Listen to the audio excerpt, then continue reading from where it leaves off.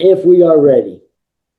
So, we are here today with PhD scholar Scott Bradley. Scott Bradley and his wife Tamara have 5 children, 17 grandchildren.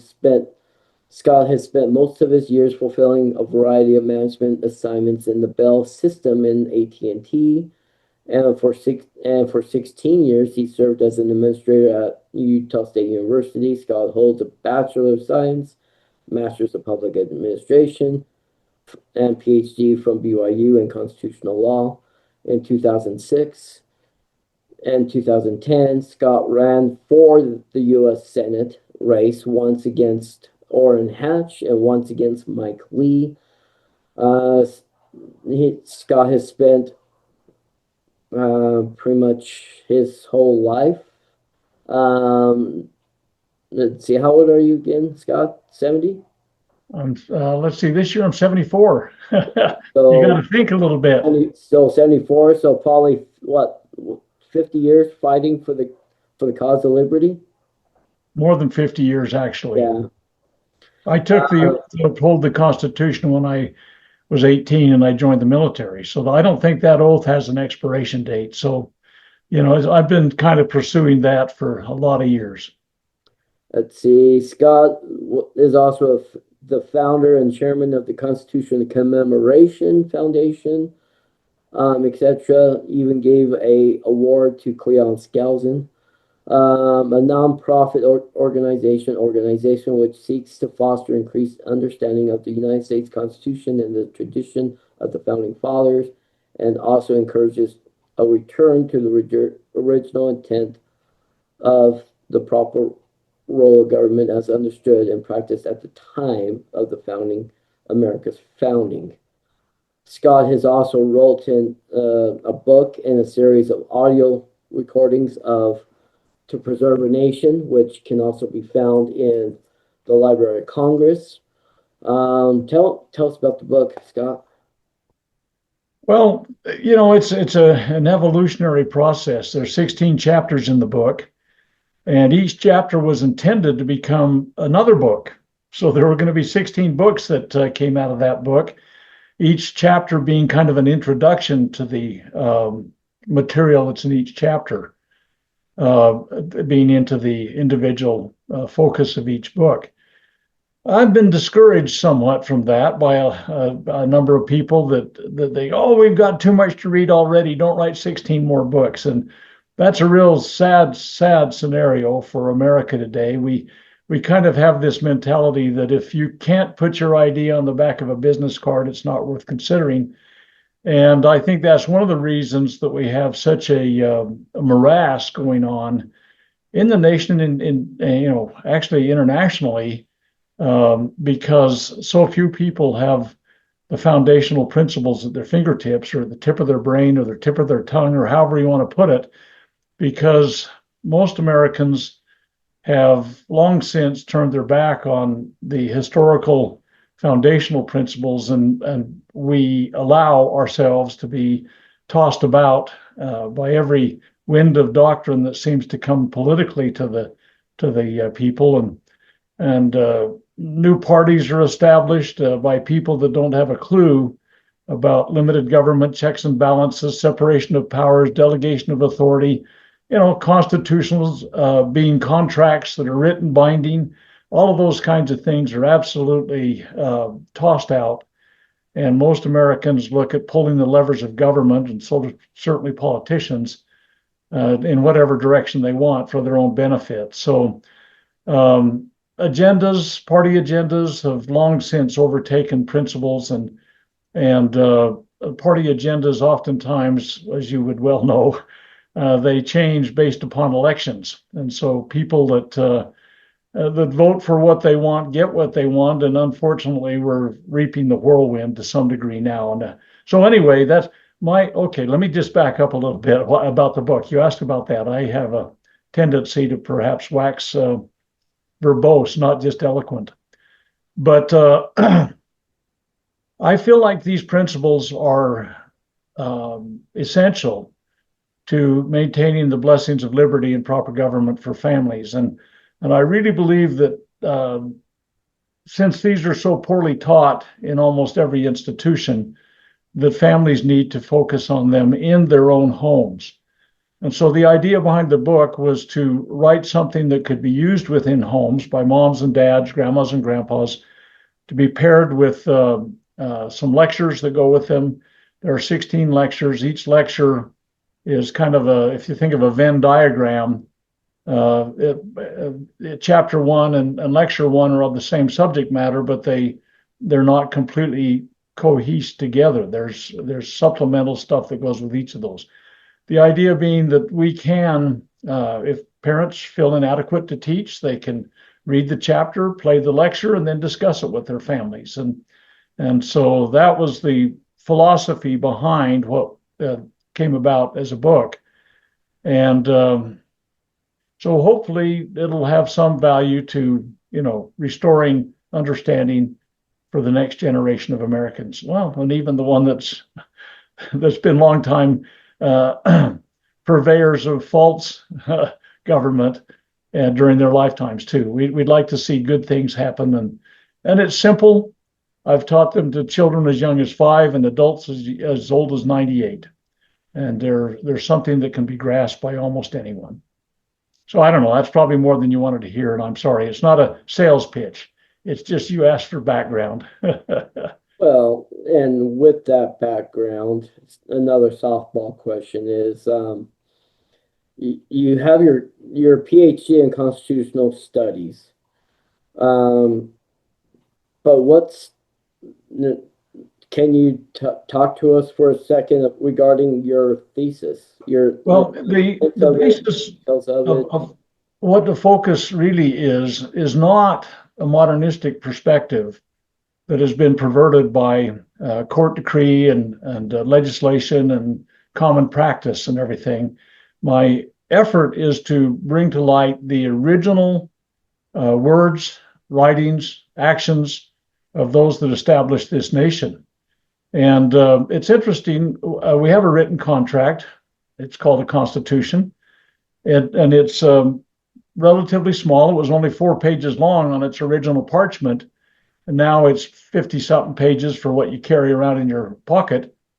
But what is promoted is the idea, and you go to the Library of Congress and actually obtain this document. It's nearly 3,000 pages long, and it's what is proposed as the Constitution based upon legislative and court enactments. And of course, Article 5 of the Constitution says there's only 2 ways to change the Constitution constitutionally. Of course, it can be changed many other ways, including violent overthrow. But if you want to maintain this right of the people to be able to form their own governments, they wrote it into the Constitution. So if 2/3 of both houses propose an amendment and it goes out and gets ratified by 3/4 of the states, it becomes part of the Constitution.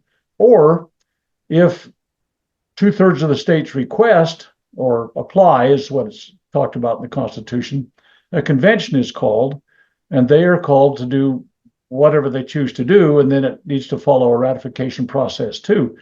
But there is no authorization to change that original document by any other means than that.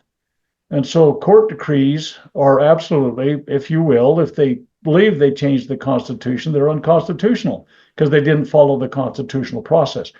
And so my intent is to go back and review the process by which the American founders came to the contract that they ended up writing. And of course, fundamental in that is the Declaration of Independence. And you can read throughout all of their writings, they had, the scriptures were very heavily involved in everything they talked about, the Holy Scriptures. But the writings of John Locke and Montesquieu and Blackstone were the 3 other principal sources that they came to. And you can actually read the documents, whether it's the Declaration of Independence or in the Constitution, and they pick up phraseology from those authors.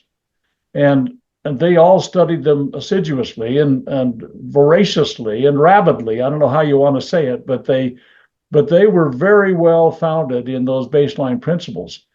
Vattel's Law of Nations was well understood by these gentlemen also.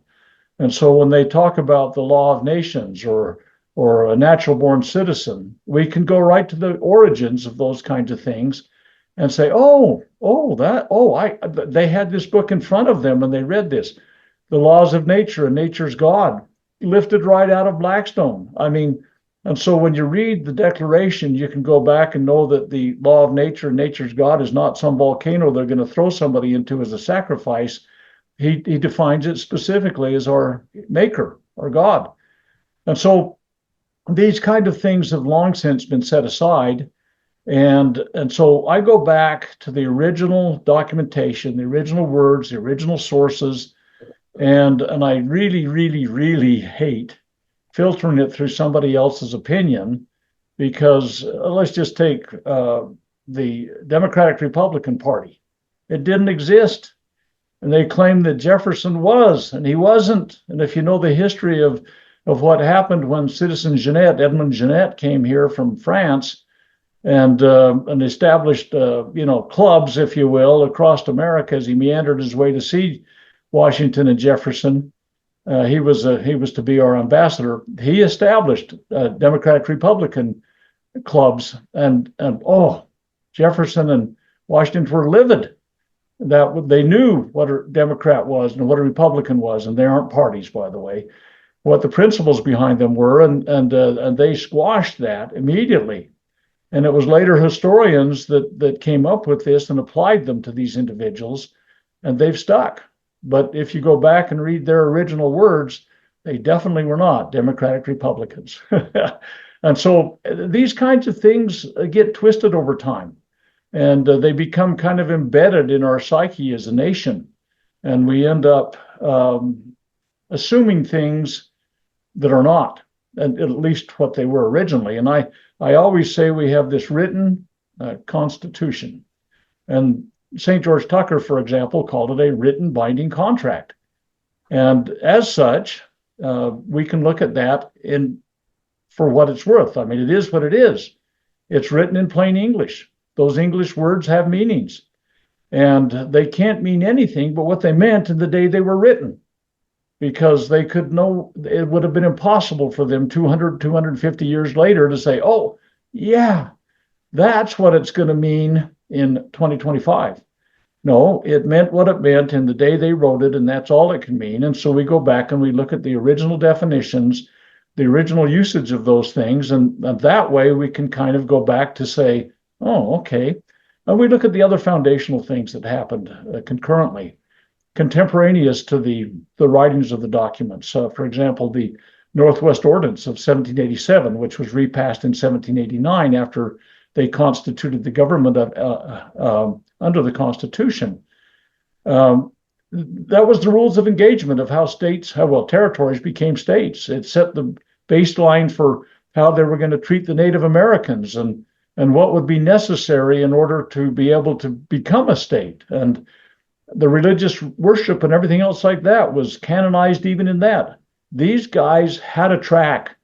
They had a paper trail, and we can follow it. And I think, my personal opinion, and I think I can document it pretty well, that we can understand pretty well what they were writing about, and it doesn't have to go through somebody's filter or screen or whatever to spin it into an agenda. So that's the basis of what I have spent my life studying, and I think that we have a pretty sound foundation for the nation if we'll just return to it. And so, my foundational statements are always to preserve the nation. Let's go back to the original intent.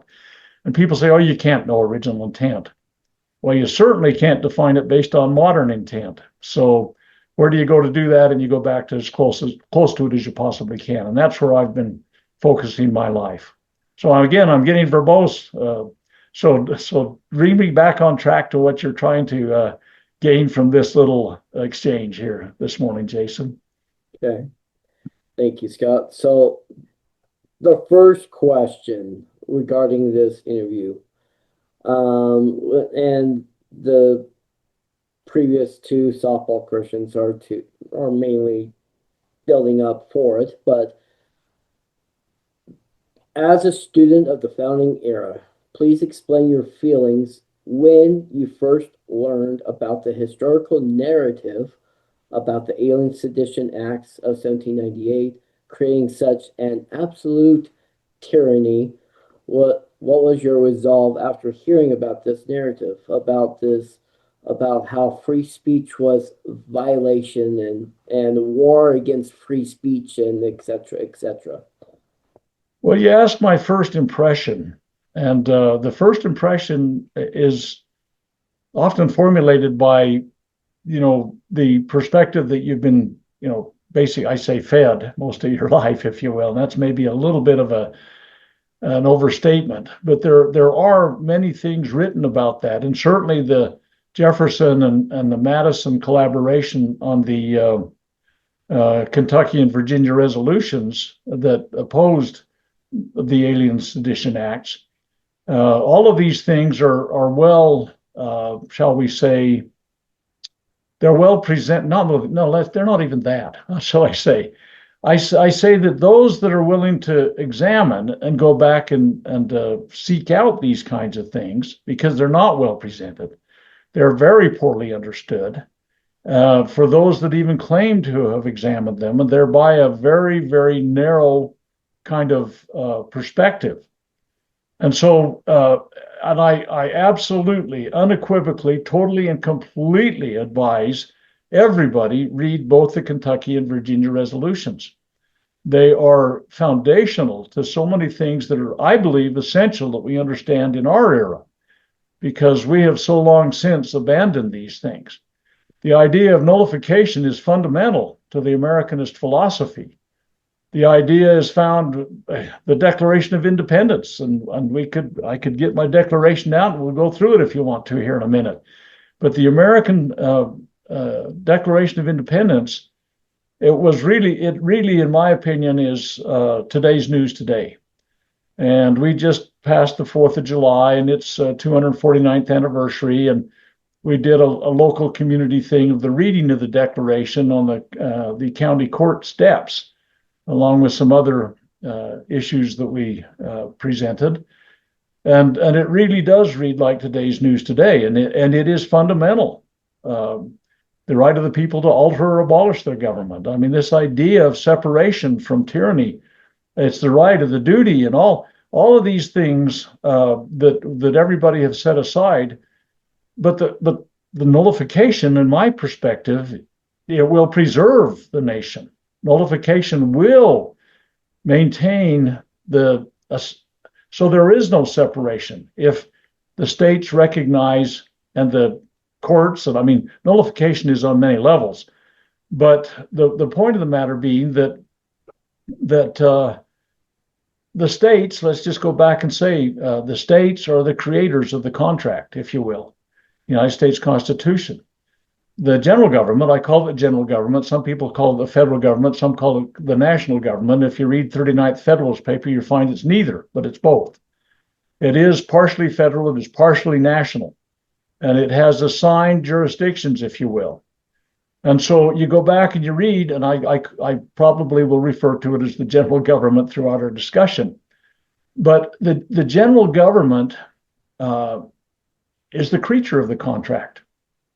So the states are the creators, and the creature cannot become greater than the creator.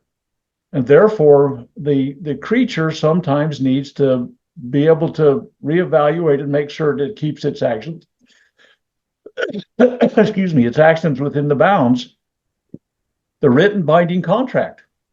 And so, oh man, Jefferson and Madison, brilliant minds, close associates, great brothers in liberty and everything like that. But then you have John Adams, another great brother in liberty. Oh my goodness. And friends at first, friends at last. John Adams and Thomas Jefferson, they were the committee that basically put together the draft of the Declaration, and went through their gyrations to do that. And their love of liberty should be in everybody's heart. And John Adams was a little bit more of a prickly kind of guy, direct. He could tell you to take have a great day, and you'd tell him well, why'd you tell me to take a long walk on a short pier? And Jefferson would tell you to take a long walk on a short pier, and everybody thought that you wished him a good day. Jefferson was a very diplomatic and genteel man, and Adams was pretty direct. And both of them were necessary, and both of them had a great skill set that they brought to this founding of the nation. But they became rabid, shall we say, competitors at least, and maybe enemies during a period of time, during their own administrations. But afterwards, Abigail, she intervened, a wise woman that she was, and said, you guys were pretty good friends. Why don't you get back together again and write letters? Anyway, if you haven't read the reconciliation letters, you're in for a treat when you do. They're magnificent. Anyway, so Adams, here they are, these brothers in liberty. And Adams, the perception in most literature is that Adams was this tyrant trying to crush everything. And Jefferson was trying to restore it with Madison. And I mean, I know I'm overstating some things, so please forgive that. But there were some things going on that most people don't even have a clue were going on at that time. And we can go back into the Declaration and the Constitution if you want to. I keep referring to this side here. I've got it here by my side.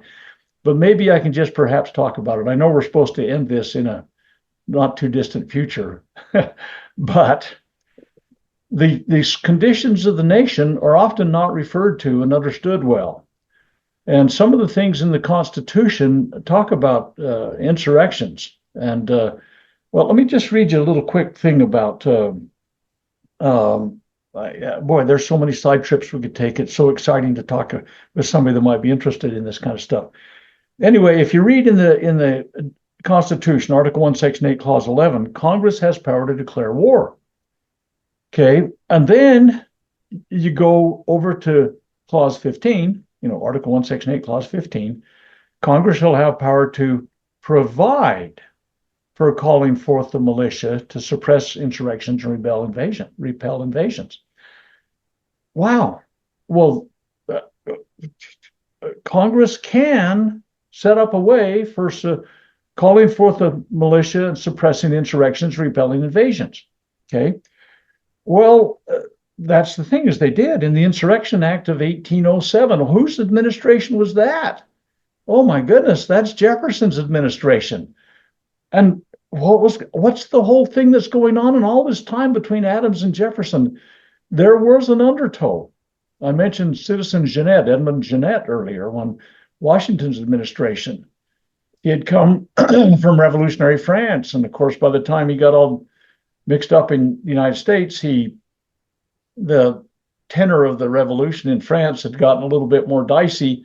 And if he went back, because that's what Jefferson and Washington wanted to have happen, to have France recall him as their ambassador, it got so he probably would have lost his head had he gone back. And so Washington had mercy. He gave him amnesty, if you will, and let him stay. I think he lived in New York or all of the rest of his life. Nevertheless, at that time, there were unfriendly actors, if you will, in the United States. There were those that were of the Jacobinism and the, well, if you've read the Proofs of a Conspiracy and the History of Jacobinism, which Washington read both of them and understood the undertow that was coming forth, there were some threats against the United States. And I think that Adams was trying to take a position with these Alien Sedition Acts that these foreign actors, largely, that had gotten, it's really interesting to me that they found friends in America. And it's natural, I believe. France had been very much involved in, you look at how much they helped. Yorktown would have finished far differently in 1781 if it had not been for the French fleet showing up and blocking the British practice of bailing when they got in a tough spot and going somewhere else. Those kinds of things, people had a soft spot in their heart for France. Jefferson had a soft spot in his heart for France until the revolution went upside down and backwards, and Edmund Burke proved to be a more accurate assessor. But at any rate, there were real threats, very much like it is today. An invasion force has come into America. Sleeper cells exist here. And we don't know where any of them are. I mean, I am assuming that the nations of the world have not changed much in terms of the threat against the United States. In fact, if you go back and read Engels' introduction to the Communist Manifesto written back in the 1880s, the United States is mentioned 3 times as a target. And so the United States has been a target forever. And so I think what the Congress and Adams were attempting to do with the Alien Sedition Act was fulfill some of this stuff. Like, if we go to the Constitution again, the calling forth of the militia, suppress insurrections and rebellion. If you go about over to Article 1, Section 9, in Clause 3 about cases of rebellion or invasion, the public safety may require it. That's suspending habeas corpus.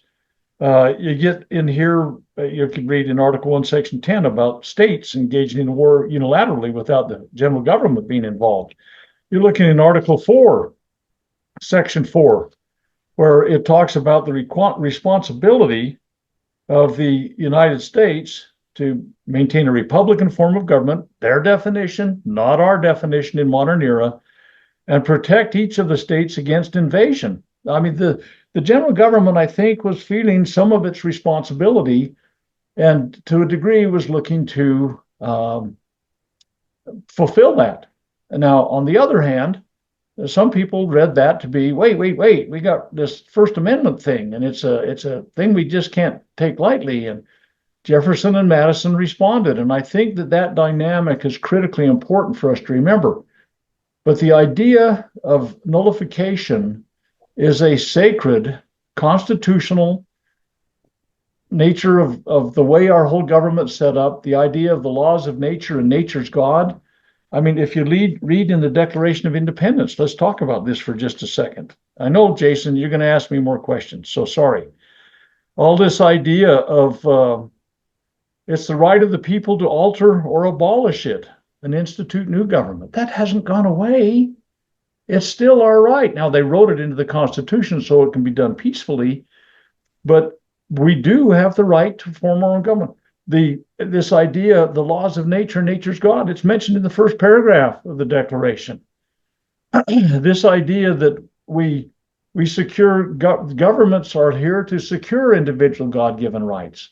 And then you go down a little further, when a long train of abuses and usurpations evinces a design to reduce them under absolute despotism, it's their right, it's their duty to throw off such government. So all of these things are embedded, if you will, in our founding documents. It wasn't settled with the Civil War. I mean, if government becomes despotic, we still have other options. Hopefully, prayerfully, we will use the wisdom of the founders to be able to keep it on a peaceful transitional path. But I think the Jefferson and the Madison responses were essential to have us understand there's a dynamic there. Now, by the way, if people have read, now Jason, just settle me down here in a minute. If people have read those documents, they understand that Jefferson and Madison clearly defined when nullification was appropriate. And they clearly defined when it wasn't. And so if you go to the 1828 tariffs that the South took such offense at, and South Carolina took a lead in that, and then that was tempered a little bit by the 1832 tariffs, but still resulted in the nullification crisis of 1832-33 that South Carolina led.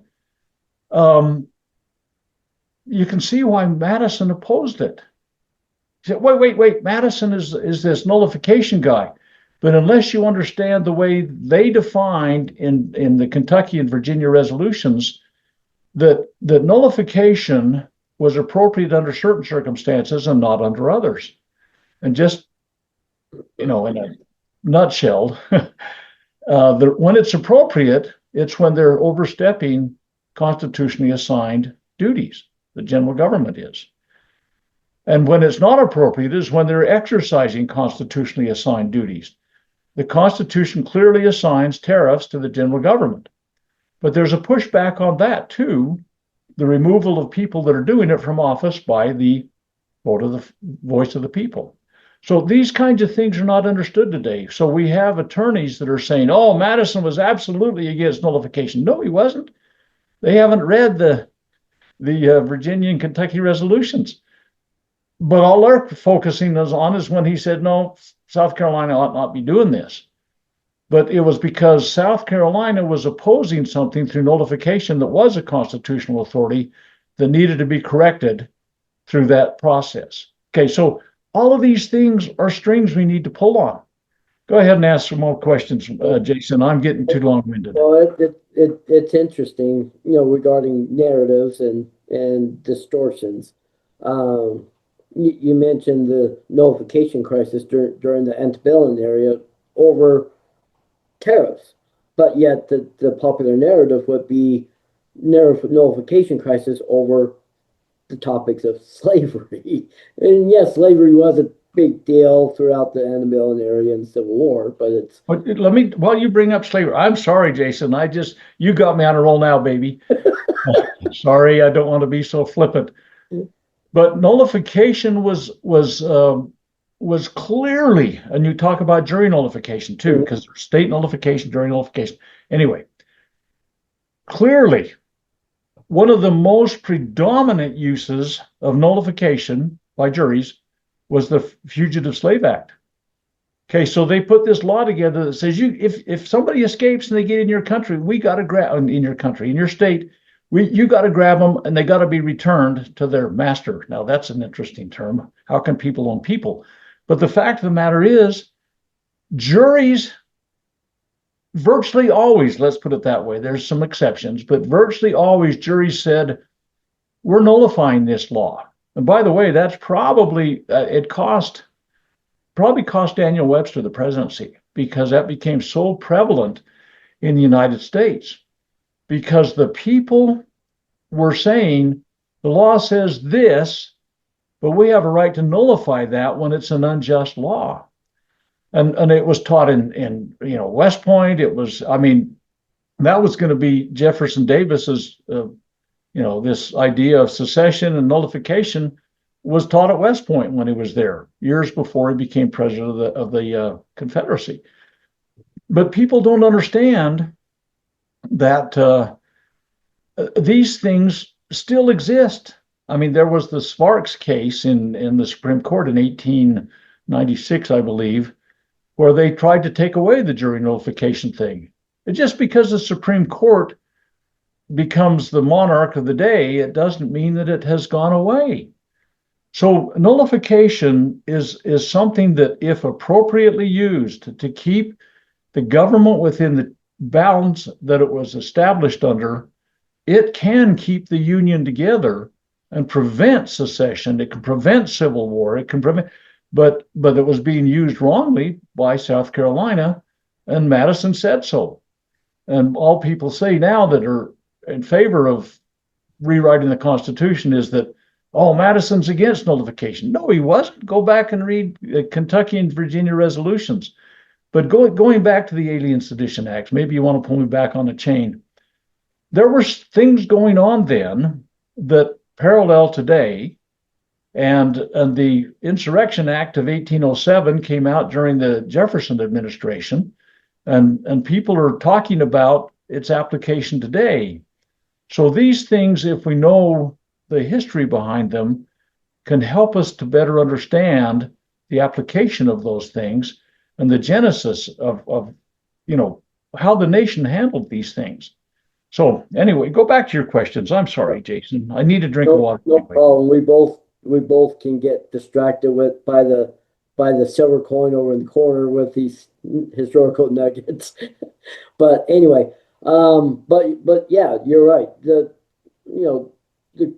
people need to realize that courts are just there as a to give opinions. It takes a legislature to codify anything they do, which leads into the jury nullification. But going back to Alien Sedition Acts, um, it in a related in a question that's related to your answer on the first question, John Adams did state that let's see, that the Alien Sedition Acts were, let's see, let me just read it word for word here. My apologies. John Adams stated that the Alien Sedition Acts were, and indeed, constitutional, necessary, and the nation did support them. Given your studies of this historical event, what is your take on the Alien Sedition Act of 1798? Was it legal or was it unconstitutional? And let me just also simply add that John Adams also stated in his in one of his addresses to Congress that the French army could be found and were enlisting American citizens in their Jacobin clubs, democratic societies, whatever name you want to call them. But anyway. See, this historical context that is rarely, if ever, touched upon really does need to be further examined and brought out.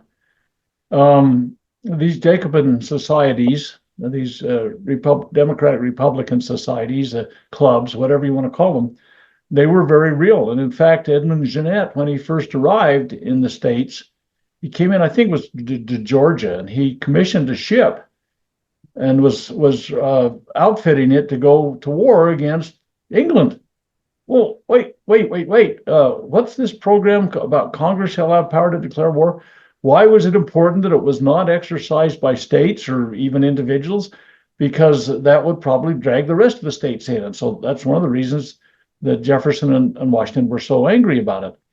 But these things were very real threats, and the French were trying to exercise leverage to get Americans to be pulled into the war. If we'd gone to war with England at that time, we would have been toast. We just were so ill prepared for it.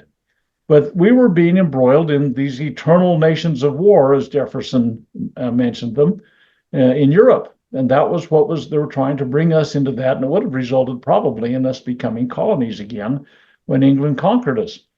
So these kinds of things, I think that, as I said earlier, we looked in the Constitution at some of these things about sedition and rebellion.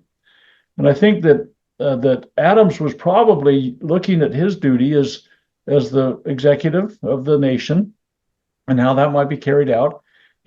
Congress passed it, and I think a lot of Americans, and it depends on where you were in the country, were very much in support of the alien sedition things. Were they constitutional according to their understanding of their duty to preserve the nation?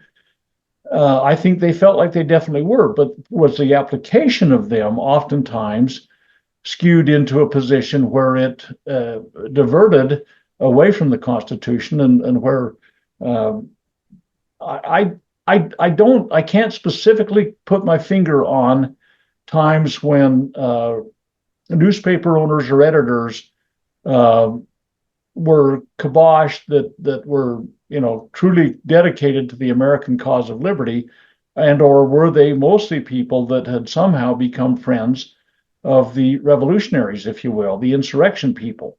So that needs to be further examined probably. But here's the deal. France had a natural, there was a natural affinity for a lot of Americans to say, hey, we wouldn't be free if we hadn't had France. Let's help them out now that they got this stuff going on.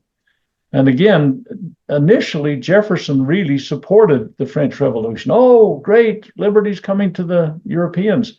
He had spent years as an ambassador there. But Edmund Burke, the English statesman, quickly saw through what was going on there. And so Jefferson was ticked off about that, but there were a lot of Americans that really, truly had a soft spot in their heart for France. And so these Jacobinism groups and these people had some sway. And so I think from Adams and Congress's point of view, there was trouble brewing and insurrection potentially and all these kinds of things. If there were French, if people were being recruited into the French cause, man, that's a big problem. Look at what's happening today, for crying out loud. All of the foreign flags on our land today, and boy, there's so many parallels you can't believe. But like I say, Jefferson felt that, hey, this Insurrection Act during his administration, 1807, was going to be okay. So I don't know specifically, getting back to probably a parallel question, or maybe even it's got to be correlated anyway. I don't know that Adams ever spoke against insurrection. I cannot remember an instance where, not insurrection, excuse me, nullification, correction, cancel and correct. No, I can't think of a time when Adams said, oh, no, nullification's it's the wrong approach to anything, because it was the way the country came into existence. I mean, we pushed back on the king, and he was defined as a tyrant because of these 27 offenses that they documented, and it was their right, it was their duty to rebel against that. And so I don't know, I just can't think of a time when Adams spoke against nullification. So that may mean something to us too, I would think. Well, I do remember one scenario, which led to Hamilton writing his scathing letter to the delegates, costing John re-election for president, when John made the army go away, Hamilton's little army go away, because Hamilton actually wanted to crush the Jeffersonians in Virginia and Kentucky. And Hamilton wanted to force any state that did secede back into the Union. And, to oversimplify what John was saying, was he dreamt of them empires. Well, there was, you got the Aaron Burr stuff and everything that went on that, we shouldn't get distracted on too. But the point of the matter being that Hamilton is another interesting study that I'm not so sure. I mean, he's not one of my favorite characters. Let's put it that way. Hamilton was, by and large, a monarch and wanted a monarchy and this autonomous control and everything else like that. But there was a guy by the name of Daniel Defoe, I believe 1707, wrote, "All men would be tyrants if they could." And I think it applies to Hamilton very often. Of course, 100 years after the Constitution was written, Gladstone said power corrupts and absolute power corrupts absolutely, but we didn't know about that when Hamilton was on the scene. But so I think that the idea that people were still flexing their muscles and trying to find, where they might go. I mean, like in Aaron Burr, I mean, he was accused by Jefferson even later of trying to establish a Western empire. So, I mean, we were early in the Republic, and there were mistakes made and maybe accusations thrown that shouldn't be. But I think the reconciliation letters of Adams and Jefferson shows the common ground that can be had among good people that want to have liberty and proper government. So anyway, let's get back to your questions. We're going to have trouble finishing them unless we run the deck. And I think we can go over anyway. I think that would be presumed anyway, with complex issues. Okay, third question, and I think it should be fairly simple laid out, but is there any actual written code or law that codifies the principle of nullification in general. State nullification, jury nullification, prior to the Constitution, the Magna Carta, you name it, or is it simply a philosophical idea for the most part based on the notion of the Ninth and Tenth Amendments? Yes and no. I think that the idea is a part of the laws of nature and nature's God. This is the origin of our whole nation. And they founded that on some baseline principles like the Westphalian Treaty of 1648 that basically canonized the idea of independent nations. But if you go to Vattel, we mentioned him earlier, and his Law of Nations, and his review of these baseline understanding. Here, let me get a little bit of. I mean, I know my answers are too long. This idea of, I'm in Blackstone's commentaries, his first volume. In the original, it's beginning on page 39. So in case anybody wants to look up the original. This will of his maker is called the law of nature. For as God, when he created matter and imbued it with the principle of mobility, established certain rules and perpetual direction for that motion, so when he created man and imbued him with free will to conduct himself in all parts of his life, he laid down certain immutable laws in human nature, whereby that free will is in some degree regulated and restrained, and gave him also the faculty of reason to discover the purpose of those laws. Now, I could go on. There's so many good things. There are eternal, immutable laws of good and evil, which the Creator himself, in all his dispensations, conforms. See, the perspective was that God conformed to this law of nature and nature's God. He was bound by them too. This is a unique philosophy to a lot of people. This law of nature being coeval with mankind and dictated by God himself. Okay, it's superior in obligation to any other. And so this idea of all men are created equal, they're endowed by their Creator with certain inalienable rights, and they mention some rights. And then it says it's for that reason governments are created to perpetuate these God-given rights. And so there are so many things that the law of nature and nature's God, this moral basis of liberty, is imbued into the whole ligaments of the hearts of these early Americans. That, okay, let's take an example. This natural born citizen thing in Article 3. It's not defined. It's just not defined. Unless you go to Vattel's book, where he tells what a natural born citizen is very clearly and explicitly and directly. And that's what the American founding fathers were looking at when they had his document in front of them. Or the law of nations. What the heck is the law of nations? Well, that's the title of Vattel's book. They had these things in their possession and utilized them. And I could make you a list of the American founding fathers that referred to Vattel's work. But they don't have a law that says the law of nations is blah, blah, blah. Or the natural born citizen is blah, blah, blah. It's kind of like when you come into a birthday party of little kids and you say, who wants pizza? Of course, all the kids do. Why? You don't have to define pizza. They all know what pizza is, and they all want it. Well, these laws of nature, this idea to create and govern yourself, and the consent of the governed, and the right to push back when tyranny is there, it's a law of nature. And that fact, I think, needs to be understood clearly. We think we've got to codify everything.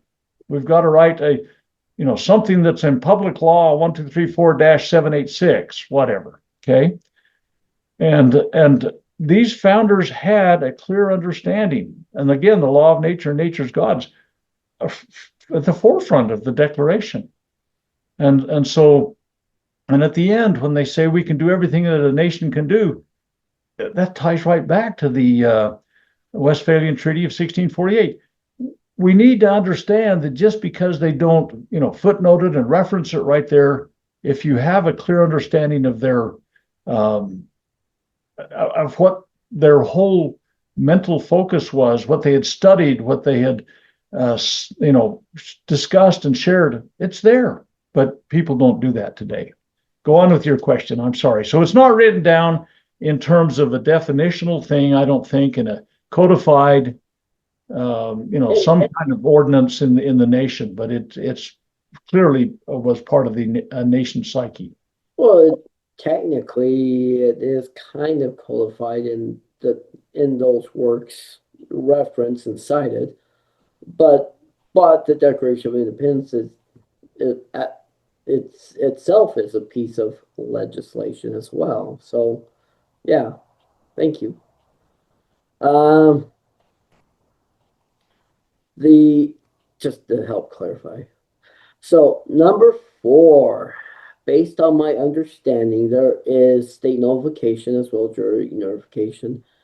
Are there any other versions of this principle of nullification, and or uses? What are the definitions of these terminologies as well as the legal ramifications of the usage of these terms of nullification, state, jury, or whatever? Well, let's just talk a little bit. I mean, there's so many nibbling around the edges things that have to be laid into place sometimes. I mentioned the Fugitive Slave Act and how that was nullified almost not 100%, but a great percentage of the time by juries that said it's a law, but it's not a just law. And therefore, we're not going to apply it. We're not going to return that person to his owner, if you can really justify that in your mind. And Jefferson wrote extensively about that. Jefferson was another guy. I mean, maybe I identify with him a little bit in that sometimes he took a lot of words to say something. And his explanation of jury nullification, for example, it basically says this is where it applies. If we have a judge that has an improper bias, and so I said it very briefly, but I could have taken 3 pages that he took to write about it, And so these kinds of things over time have been lost to Americans. And the fact that juries can and should say this is not right and we are not going to apply the law. There was one case that I was an observer in the court for the entire case, and the judge would not even allow the jury to see the law. He said, I will tell you what the law is, and you will judge this case based upon my definition of that law. Now, I had read the law, and the law was a piece of unadulterated gobbledygook. And that's the nicest thing I can say about it. There is no way that an average American could understand and apply that law. And that would have been my case had I been trying, my position had I been trying this case, or had I been in the jury. Because I don't think that the person that was accused had a copy of the law in her hands and read it before she did what she did, could have possibly understood that was the way it was. And had I been on the jury, and I would have got my dander up, and I would have said to when we were, the jury had been excused and was ready to consider the case, I would have sent a note out and said, I'd like a copy of the law sent in so we can read it as a jury. And if it was refused, I would have said hung jury. We are not. At least maybe all the other jurors would have rolled over on the judge, but I wouldn't have. I would have said, without that, I cannot convict, because I don't know if it's something that could be understood. So anyway, it didn't happen that way. A conviction happened based upon the judge's counsel. But that's a jury is one of the last, bastions of our liberty. And in fact, that was one of the problems that Jefferson had when the Constitution was written. It was sent to him by Madison. Jefferson was the ambassador to France at the time. Madison and Jefferson had collaborated a lot before the convention, and Madison was very excited to send him a copy of the Constitution, and he did. And Jefferson reviewed the Constitution. He said, "These are the things I like, but here's what I don't like about it." And part of it was the jury process had not been carefully enough protected. And of course, the Bill of Rights too. And we get into discussion why they had pushback on that. But if you read the the Bill of Rights, you'll find that juries were more carefully protected, even in civil suits. And it's important that regular common folk get to be involved. I tell the story oftentimes about the law may say thou shalt not kill anybody with a handgun. And it may be very clearly stated.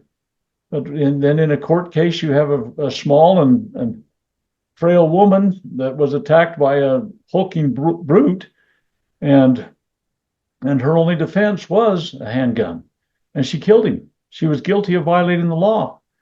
But in jury nullification, the jury could say, in this case, we're going to suspend that. Now, one of the things that happens oftentimes is that when we discuss that with, I've been in political conventions and so on and so forth, when we wanted to canonize jury nullification more clearly, you get a bunch of attorneys that get up there and say, "Oh, no, we'll have chaos if this happens. You can't do that. It'll be anarchy." The bottom line is that the jury nullification only applies in the specific case that was nullified. You don't get rid of the whole law if you nullify. All you do is say, in this particular case, we're not applying that law. And that's the right of the jury. So these things have been applied down through the years. And again, I always point to that Fugitive Slave Act, because most people say, "Oh, this nullification thing, it's a bunch of bunk." Well, then you tell them it was used in favor of keeping people from being slaves. Well, maybe it's not so bad. Anyway, go on with your questions. Yeah, my apologies. My son opened the door not knowing. Well, I don't think any of us are bothered by that. So that was number 4, I think. Yeah, so number 5, halfway there.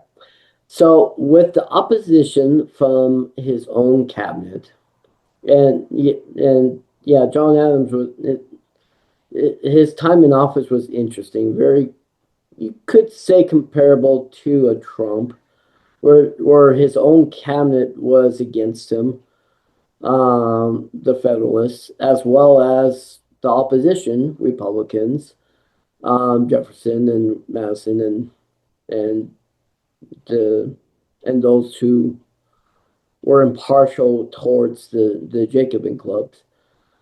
In my studies, I have not seen much of any statement. We are pretty much already after this one, so we can skip this one regarding Adams' view on nullification. So, put a check mark by that one. We did it. Yeah. So number 6, it's a 3-part question, and I can help remind as we try and shuffle through it quickly. We do know that the Jacobin influence was a real problem, and that many Republican journalists affected by the Alien Sedition Acts, one of which being Franklin's grandson, with Jacobin influence, most assuredly had Jacobin influences. My question to you was there any Republican journalist without Jacobin influences affected by these Alien Sedition Acts? Let's just start from that first. Well, to tell you the truth, like I said earlier, I am not aware of the specifics of people that were, felt offended by it. I know there were some quote unquote Republican newspapers that ended up editorializing ultimately and finally against Jefferson when he was put into office. But I am not aware of any quote unquote Republican newspapers that were kiboshed by this. It was not, I don't believe it was applied like Lincoln did his suspension of the First Amendment and habeas corpus and everything like that, where he was throwing everybody and their dog in jail.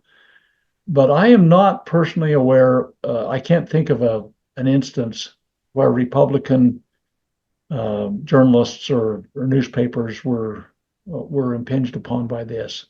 I would be willing to be corrected on that because I really haven't focused on any discussion or research in that area.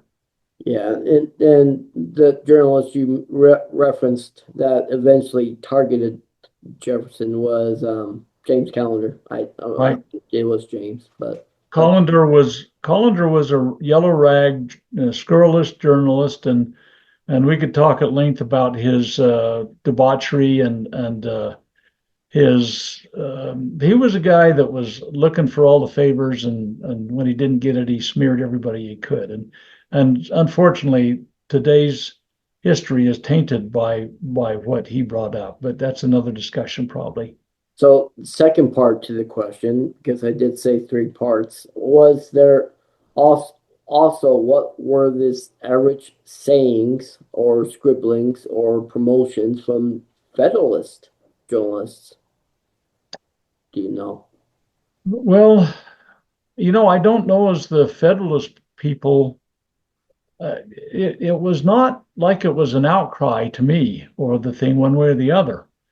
It's interesting to me that the first state that decided they were going to ultimately maybe secede after Jefferson was put in, it's like, oh, we can't hang around for this guy. We're all leaving the country.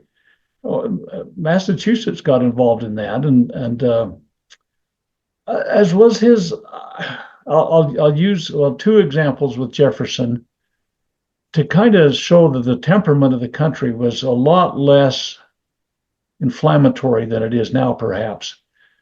When Jefferson, when they had the big struggle to get Jefferson elected, after the Electoral College and the actions of Congress and everything like that, I've read Jefferson's letters during that period of time. And he was really pretty ho-hum about it. It's like, oh, today it's all a constitutional crisis. We're all going to die. Ain't it awful? And everybody's just wound up around the axle about the thing. And Jefferson was quite the opposite.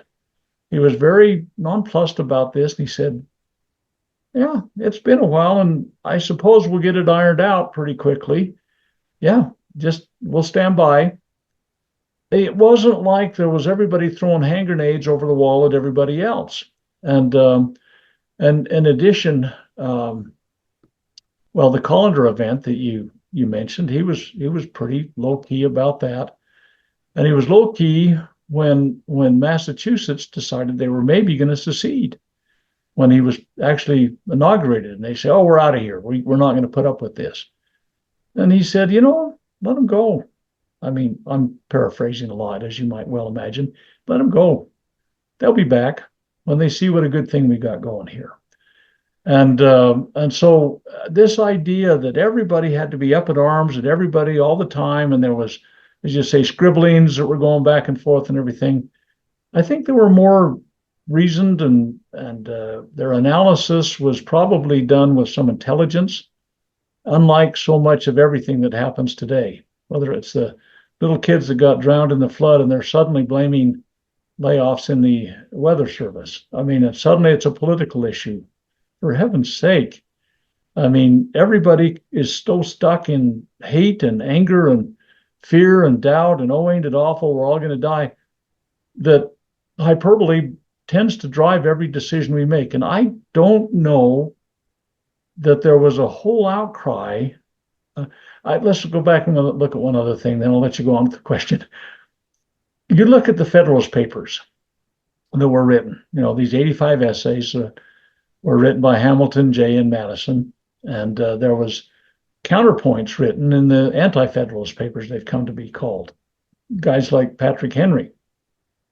In many ways, Jefferson could have been considered, someone that was in that camp, because he felt like a Bill of Rights was important for the Constitution. But at any rate, the Federalist Papers, there were reasoned analysis being done. And there was an exchange of ideas, and there were people that were communicating, and they were publishing them in the newspapers.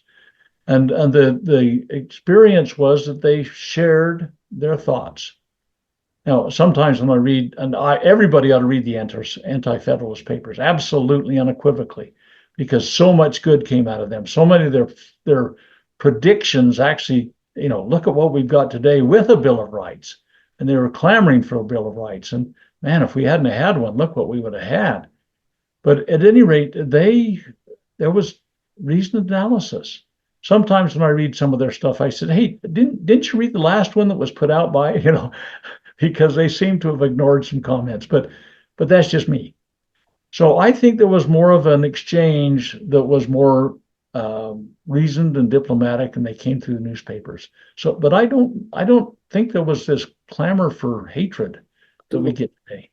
And which pretty much answers the third part of the question, and you could simply answer it yes or no, but or add a little 5 seconds worth for the to wrap it up. But were there any independent journalists speaking truth regarding both Alien Sedition Acts as well as this median viewpoint regarding? No, I'm not aware of any that were kind of stake in the ground kind of things. They were either Federalist or anti-Federalists, I guess, pretty much. But journalists were kind of the internet of the world at that time. Mm-hmm. They wrote stuff and people read it. And there was no TikToks or truth socials or X's or anything like that. It was just people had something, they published it. And it was an exchange of ideas. And I recommend that. We need to do it more often. I just wish that, journalism in general, either then or during the penny presses or now, would just actually focus on more fact-based. But anyway, number 7. In your studies, do you remember clear examples of jury nullification from this era? And were these examples warranted? Please explain the details of the cases. Okay, we've talked a little bit about, it came in a little different, or a later era in the Fugitive Slave Act, and where it was a very widely applied approach. And Jefferson in his day spoke in generalities when he wrote about it, about how it was not widely applied. It was not kind of, oh, this is our go-to approach to things. So I don't know specifics. Well, let me just make a comment about this briefly. In the founding era, my observation is that the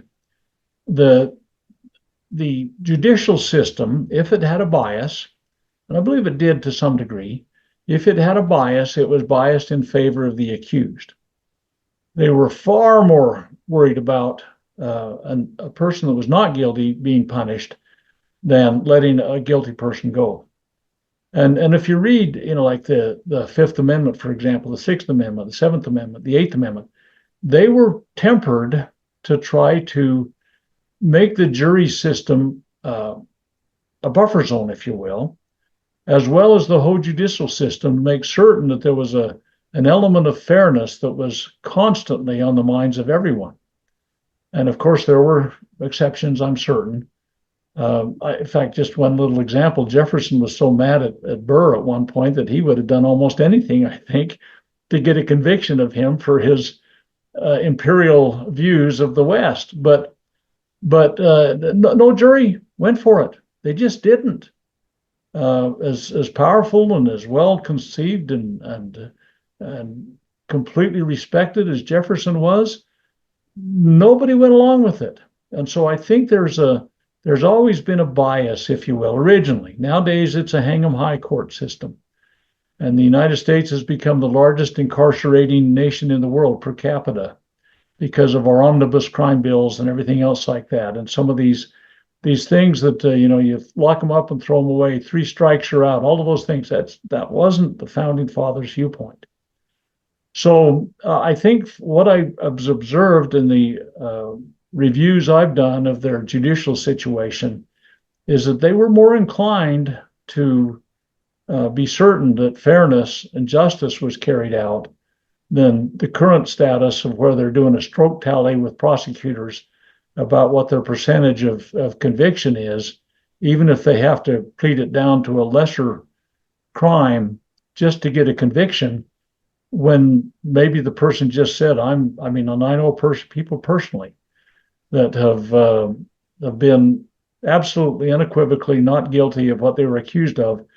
And yet, because of the arduous intent to get a conviction or drain the person of their complete financial wherewithal, they pled to a lesser thing. That doesn't mean there aren't bad people out there that get convicted and should be, but I'm just saying it's a far different environment than it was in the founding era. And so I think by and large, you'd have to say the jury nullification, if it wasn't right on the tip of everybody's tongue, was considered even by the judicial system. So probably not a good answer, but that's Well, it actually makes a lot more sense and puts more pieces of the puzzle together, actually. Because if you look at now, you know, presidential pardons have become commonplace, if not politicized. But back then, John Adams pardoned John Fries. Looking over the whole court case regarding all that was involved in the Fries Rebellion, and out of everyone involved, John Fries was the only one that he did not pardon. He pardoned everyone else. yeah. So, speaking towards that fairness, let's get it right attitude. Well, and Washington, in his farewell address, spoke eloquently and powerfully in regards to the binding together of the nation. This regionalism that was still pretty prominent even in this period we're talking about, with the Alien Sedition Acts. But in Washington's period, it was very much on the tip of his tongue, if you will, about how the regions distrusted each other. You're a Virginian, you weren't an American, and he tried to build that American, that name, that appellation, to be something we all were willing to embrace. He wanted the unifying concept, and he talked in his farewell about how they tried to make sure that all the regions were not just fairly treated, but had beneficial alignment within the nation together. So this unifying thing, and you can see how pardons went for people, and maybe the real instigator that was really guilty didn't get a pardon, but I think the idea of a little more mercy instead of justice all the time was more on the tip of their tongue. I'm a Massachusetts man. Yeah, well, you would have pulled out and come back, according to Jefferson. So, well, not according to John, but anyway, I digress. So next is okay, the fun topic, and we've covered by a large case regarding these topics, but the public reasons, the reasons from Madison and Jefferson. I'm sure others in support of or affiliated with the Jacobin clubs as well, I'm sure. But what reasons were utilized for the Kentucky Convention to be called? Same thing with the Virginia Convention regarding nullifying the said Alien Sedition Acts. Well, there were people that put a stake in the ground, and Kentucky and Virginia. I mean, the Virginians were kind of, in a way, the aristocracy of the colonies, if you will, originally. They were kind of the blue bloods in a way, and I know there's a lot of reasons we could take exception to that. But Kentucky was kind of on the, shall we say, the frontier of, don't tread on me kind of stuff, And so I think that they were kind of natural hotbeds of trying to make certain that they kept their liberty. It was hard won. And again, I recommend everybody read the Kentucky and Virginia resolutions. They were co-authored by two of the most brilliant minds in liberty that you'll ever find. And I know you have to throw Adams in there too, but they were on opposite sides of this particular issue because of the alignment of some things. But Madison and Jefferson eloquently compiled some analysis about some things that I think we need to reread today and re-understand. And just because Kentucky and Virginia seem to be prone towards that, I think that's just cool. I wrote a Utah resolution for a nullification at one point. It was very disappointing to me, its outcome. It was only 3 pages long. I didn't have to make up a single word in it. I raised the resolution from the words of Madison and Jefferson, and used their eloquence to make the point. And it was rejected by our Utah legislature. I guess the reason I mention this is that these states that did this, they turned to their fellow states and said, here's what we feel. Here's something that we feel is important. We're taking this action, and we hope that you'll join us. And so it was something that they felt like the states would rally around. And kind of like what happened with my resolution, my little 3-page resolution, there weren't other states that adopted it. But what happened in our Utah legislature, by the way, was I put it in the hands of a legislator I thought would be favorable to it, and he was. But he deferred to an individual that was in the legislature that they called their constitutional expert.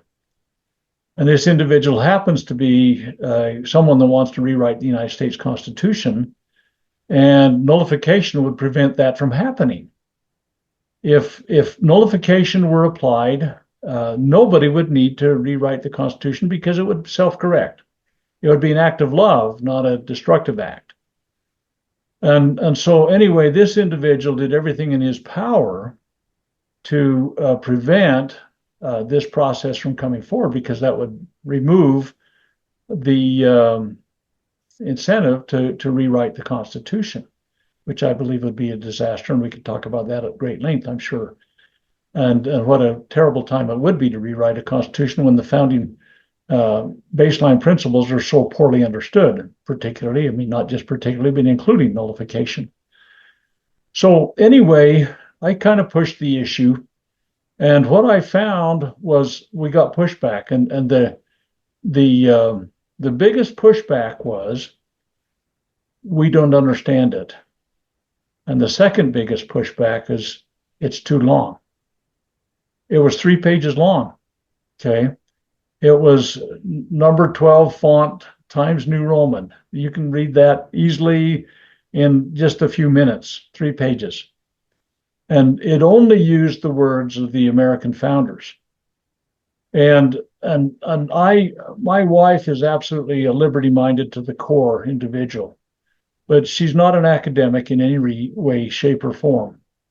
But she feels things about liberty. Anyway, so when I got that pushback, it's too long and we don't understand it, I handed her the document without any explanation. I just said, will you read this and tell me what you think? She left and she came back after she had read it, and it was like she was doing handsprings. She said, can we do this?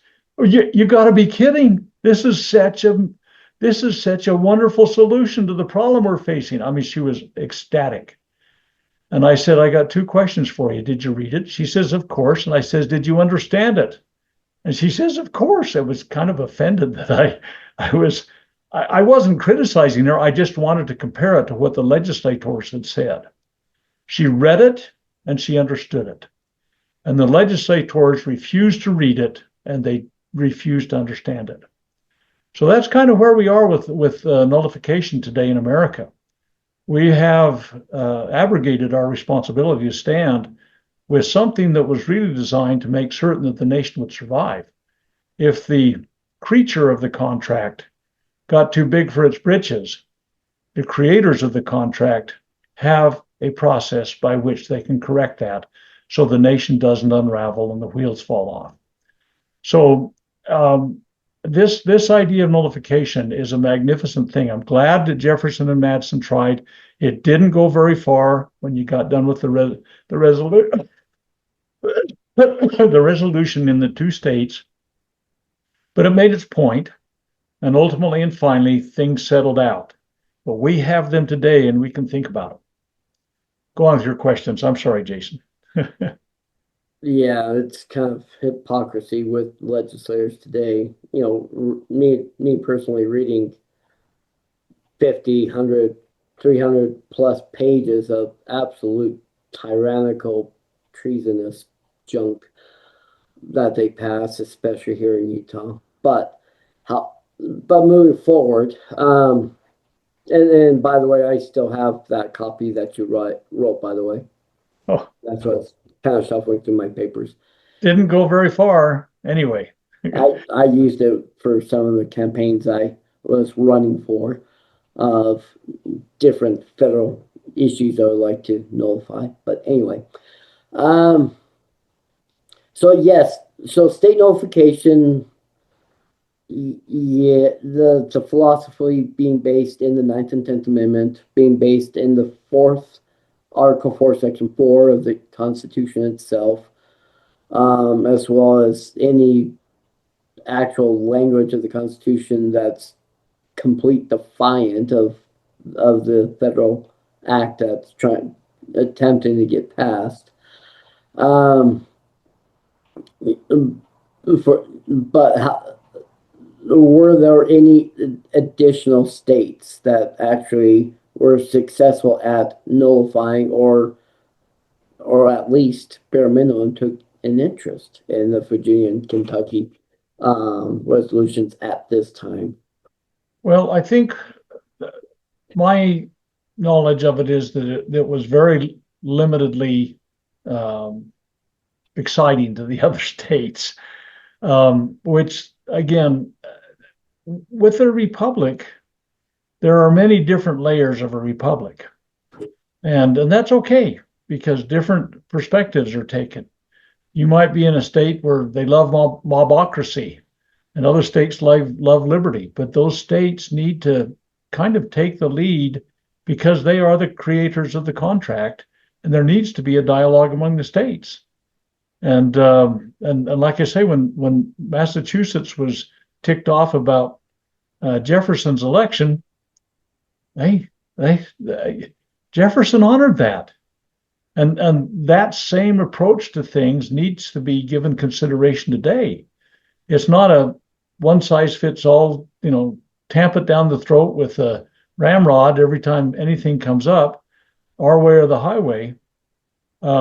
We have people that are so fixated about party that they overlook principle. We have people that are so fixated on loyalty that they overlook the things that need to happen. I mean, you look at what happened in the convention that occurred in 1787.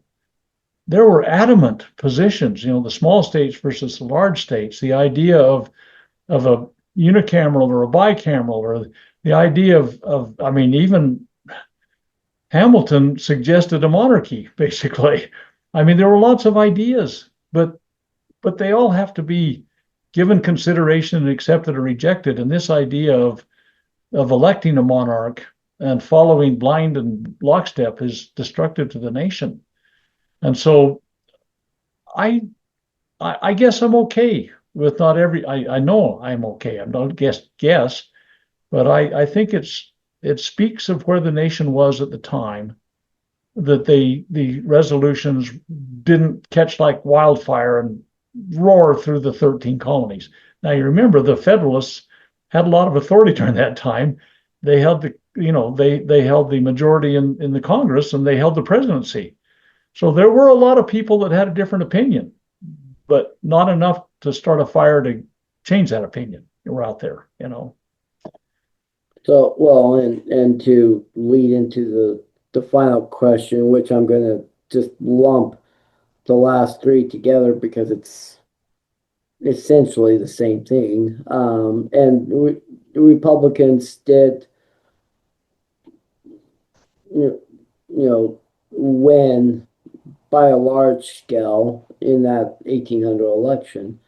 But um, what was the legality of these state nullification resolutions if proven successful upon their passage? And as well as what was the political and legal fallout from these state nullification resolutions as well as the states successfully pass them? Well, I think in a way that 1800 election was a referendum on this, not just this, but a bunch of other things. Okay. Adams did not prevail. And I don't know as he can be blamed for what the court did particularly, but not the courts, but the Congress. But the tenor of the public, I think it raised some issues that said, no, wait, we don't want to go to a stronger central. We want to go to this Republican form, and the creatures of the contract wanted to be more heard, and so in a way it was, I think, kind of a referendum, but it wasn't a monumental, landslide kind of a thing. You know how close that election was with the electoral college, and again, there were no campaigners out there with big, nationwide billboards and flights all over the nation and everything like that, like they are today. It was a quieter, less acrimonious electoral college kind of thing that then went to the House. And as you know, the struggle of the House went, for weeks, I mean, till Hamilton threw his weight behind Jefferson, so to speak. But and Jefferson was really just calm about it. I mean, my reading of his letters. So I don't know. I think it was good that the exchange occurred. I think that it brought some really good points up that needed to be more clearly understood.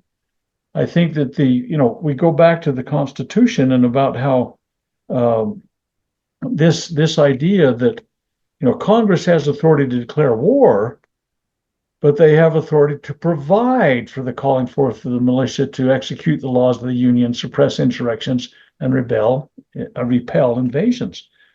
And the 1807 Insurrection Act, didn't immediately grow out of that, but it gave people some time to think about those kind of things. And again, it has ramifications even today, almost 115 years later, 215 years later. So anyway, I don't know if they had got wildfire and everybody in the nation, all the states got behind these resolutions and passed their own perspective. I think it would have affected the way Congress did things, because I think there was a better call in Congress then than now and a better understanding of they are the creatures of the contract, and the contract writers had spoken if they had got together about this. But I think it raised enough attention, it got enough stir, that it ultimately, to some degree, and I'm not sure if it was, I'm quite confident it wasn't the sole determining factor in the election, but I think it to some degree affected the election.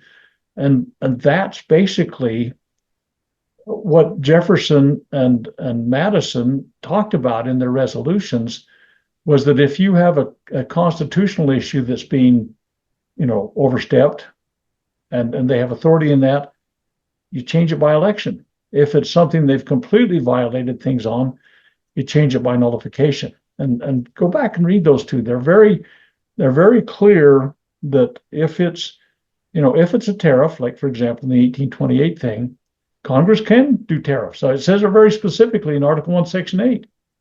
But it was an overstepping, and the South felt they were being egregiously treated by how those tariffs affected them. And so, they corrected that in Congress in 1832. and didn't correct it really completely. Don't get me wrong, but it made progress. And by the way, that's one of the things that Frederick Bastiat in his the law, he had two egregious points that he loved the American founding fathers. He almost worshiped them. It was a very much a hero worship kind of thing. But he says they haven't solved their problem in slavery yet. And he was kind of ticked off about that. And they haven't solved their tariff problem because he felt tariffs were being improperly applied. And as a Frenchman, he had an opinion. But at any rate, he wrote some very magnificent things that understood liberty probably far better than most Americans do today.